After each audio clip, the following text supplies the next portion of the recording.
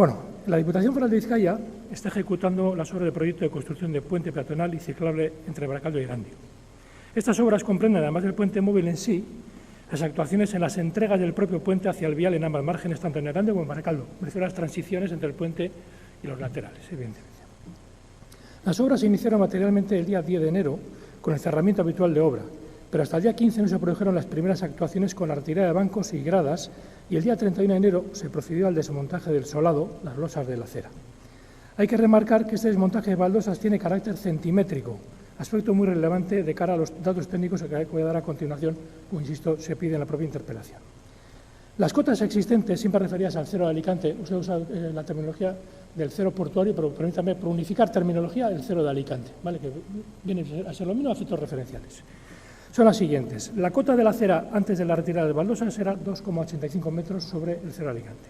La cota de la acera tras la retirada de baldosas, la 2,75. La cota de la carretera en la que no se ha intervenido todavía, 2,75. La cota de la calle San Ignacio, 2,37. La cota de la calle Ovieta, 2,30 metros.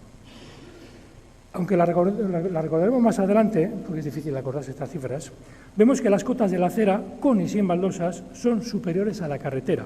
Y a su vez, la cota de la carretera es superior a la cota de la calle San Ignacio y Algañas. Por tanto, la calle San Ignacio y la calle Ovieta son un punto bajo de todo el entorno, incluyendo las calles adyacentes, como decía.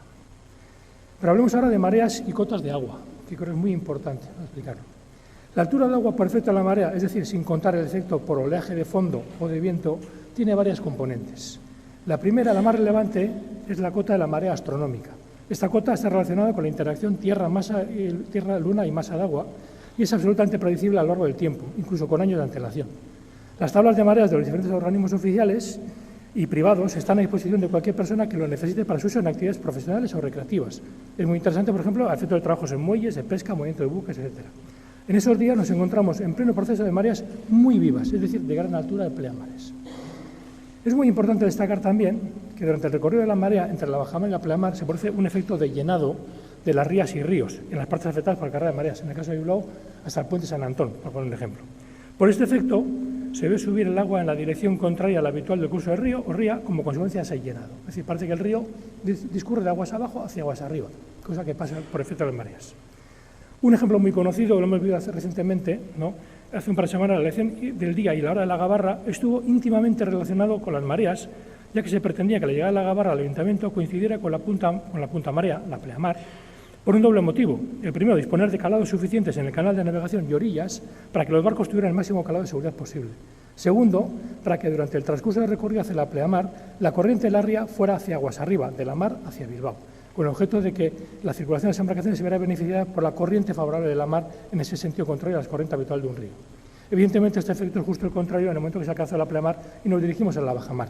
En ese momento, la circulación de agua se invierte y vuelve a ser en el sentido habitual de aguas arriba, Bilbao, hacia aguas abajo, Santurtzi. Pero hay un segundo, es decir, durante las pleamares hay un efecto tapón de las aguas de la ría por efecto de las pleamares, que hace que se acumule agua en la ría provocando sobreelevaciones. Pero hay un segundo factor que altera también las cotas mareales, el efecto meteorológico. Y dentro de la influencia de la meteorología hay, a su vez, otros dos subfactores. Uno de ellos es la influencia de la presión atmosférica. Podríamos decir, por simplificar, que cuando las presiones son bajas, la cota de la marea asciende, y al contrario, cuando las presiones son altas, las cotas de la marea son inferiores. Alrededor del día 11 de marzo, las presiones variaron entre los 981 y los 1000 milibares, es decir, bajas presiones, y por tanto alturas de marea superiores. Todo ello como efecto de la acción de la borrasca Mónica, que tuvimos noticia en la prensa, que estuvo situada muy próxima a la cornisa cantábrica durante esos días. El segundo subfactor es el viento. En el Cantábrico, los vientos del norte y oeste meten aguas en el Golfo de Vizcaya. Es fácil de entender que los vientos que vienen del Atlántico van hacia el rincón que produce en el Golfo de Vizcaya y llenan de agua de alguna manera y sobrelevan la cota de mareas. Y hacen que las mareas suban más por efecto de esa acumulación de agua por empuje del viento hacia tierra. Este efecto puede provocar diferencias entre distintos puntos de la costa en función de diferencias puntuales de velocidad y dirección local del viento. Por cierto, ese día se tuvo constancia de rachas de viento superiores a los 70 km por hora con direcciones norte y oeste por efecto de la misma borrasca Mónica que comentamos antes. Por tanto, tenemos tres elementos concurrentes que en el caso de la ría y en fecha 11 de marzo suman en sentido de proporcionar unas cotas de marea extraordinarias por encima de las cotas astronómicas previstas. Hay un elemento concurrente más. Durante el 11 de marzo y son las precipitaciones y su aportación a los caudales de los ríos que confluyen en la ría. Se da la circunstancia más que, a diferencia de las mareas del 11 de febrero, el 11 de marzo hubo coincidencia entre las puntas de las mareas vivas con bajas presiones importantes, con vientos del noroeste y lluvias. O sea, coincidió todo. Una especie de tormenta perfecta, nunca mejor dicho, para provocar sobrelevaciones extraordinarias en el nivel de las aguas. Para determinar la cota real de las mareas durante estos días, aparte de las impresiones que tengamos, se dispone de un historial de datos reales basado en una red de mareógrafos del puerto de Bilbao, que son una especie como de notario que certifica la cota que ha alcanzado el agua en cada momento.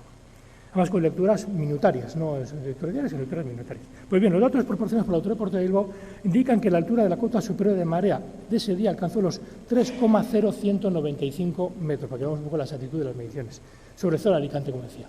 Y ahora viene la relación con las cotas que he comentado antes. Una simple comparativa de esta cota, 3,0195, con las cotas de los diferentes elementos de acera, 2,75, carretera, 2,66 y calle San Ignacio, 2,37, nos hace ver que la marea fue muy superior a esos límites y, por tanto, pudo rebasar fácilmente los límites de la costa, provocando las inundaciones que sufrió esa zona. Por tanto, la influencia de las obras de la pasarela Olairón en las inundaciones es nula. Yo me reafirmo a lo que han dicho mis dos compañeros de gobierno por adelantado, es nula, ya que las escasas actuaciones llevadas a cabo son ajenas a las alturas de agua de la marea que rebosó las cotas de la urbanización existentes. Más aún, previamente a la ejecución de las obras se analizaron, entre otras numerosas cuestiones técnicas, el posible efecto de las obras en la inundabilidad de su entorno. Dicho estudio recogido en un anejo del proyecto determinaba el efecto nulo de la obra sobre la inundabilidad. Ya previamente sabíamos que no iba a haber ningún efecto, o se analizó como tal. Por si este documento técnico no fuera suficiente, hay un trámite administrativo que hubo que pasar antes de la aprobación del proyecto, como una preceptiva autorización de la Agencia Vasca del Agua, URA. Esta autorización analiza y certifica, de cara a su potencial otorgamiento, el efecto nulo de la obra, de esta y de cualquier otra obra que se quiera hacer en un entorno de actuación cerca de un río, en las condiciones de inundabilidad de su entorno. Insisto, efecto nulo de la obra en las condiciones de inundabilidad de su entorno. El hecho de disponer de tal autorización certifica por sí mismo que la obra no tenía ningún efecto pernicioso en las comentadas condiciones de inundabilidad. Recordemos en todo caso que los mapas de inundabilidad realizados por URA sí certifican que todo ese entorno tiene carácter inundable asociado a diferentes periodos de retorno, es decir, recurrencia a lo largo de décadas o siglos. Por aportar más pruebas, el propio Gobierno vasco ha determinado la excepcionalidad y historicidad, como usted ha comentado, de la cota de marea ese día, de la que indicó que tiene un periodo de retorno superior a 70 años. Asimismo, el Consorcio de Comisiones de Seguros, en su último informe, también indica igualmente la excepcionalidad de las cotas de marea de ese día, aceptando el proceder a la valoración pericial de los daños producidos y el abono, en su caso, de las cantidades económicas de resarcimiento por daños. Por todo lo anterior, solo se puede afirmar que la obra no fue en absoluto causa de la inundación sufrida en Erandio y solo puede achacarse a las condiciones mareales extremas e históricas como las denomina el propio Gobierno vasco. Por parte de la Diputación Foral de Vizcaya, no solo se ha hecho este trabajo de investigación técnica para determinar el potencial impacto de las obras de las inundaciones, con resultado negativo, ya he comentado, yendo más allá y con el fin de colaborar con el Ayuntamiento de Erandio y ayudar a los vecinos afectados, se han mantenido contactos y reuniones técnicas con el propio Ayuntamiento de Erandio, con el Consorcio de Comisiones de Seguros, para investigar las inundaciones, pero sobre todo en el caso del consorcio, para incitarles a hacerse cargo del resarcimiento económico de los daños producidos a las personas y negocios afectados. Y posteriormente, si acaso, que ya venga a entrar el consorcio contra el que tenga que ir, sea la Diputación o sea el que sea que tenga que ir, evidentemente. Por cierto, ayer por la tarde, en relación a ese informe que usted comentaba, que estaba en la elaboración, ayer por la tarde me llegó el informe de la ingeniería Saitec, una empresa absolutamente reconocida en el sector y que, por cierto, recientemente hizo un informe también de inundabilidad de Zorrozaurre. Vale. Entonces fue elegida precisamente por su conocimiento del entorno y de la técnica a utilizar. Y leo la parte final, porque es un informe de muchas páginas, solo la última conclusión que dice: la extraordinaria magnitud de la inundación del 11 de marzo de 2024 habría podido provocar por sí misma los efectos requeridos sobre la calle San Ignacio, aun habiéndose mantenido la situación del Parque Alchaga previa a las obras de construcción del nuevo puente, promovidas por la DFB y actualmente en curso. Es decir, dice, daba igual que estuviese la obra o no estuviese la obra, porque las cotas y la inundación se iba a producir. Sobre el informe al que tendrán acceso seguramente en breve. El documento antes, y ya termino, de un antes citado del propio consorcio contiene implícitamente también, por tanto, la exculpación de la Diputación Foral de Vizcaya respecto a los daños e indica, aspecto muy importante, que comenzarán en breve a ponerse en contacto con vecinos y negocios afectados para la evaluación de daños y los correspondientes a pagos por dicha causa. Es decir, lejos de mantener una actitud pasiva, la Diputación Foral de Vizcaya ha sido agente muy activo en la investigación del suceso y en la resolución favorable hacia los vecinos del inicio de valoración y pagos a los afectados.